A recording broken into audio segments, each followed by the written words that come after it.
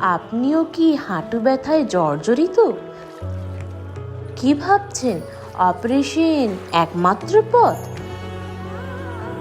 Healing touch নিয়ে এলো robotic নি ডিকম্প্রেশন থেরাপি।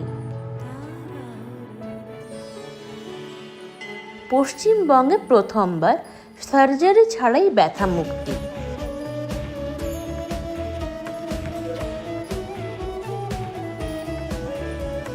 সাথে laser therapy for complete healing.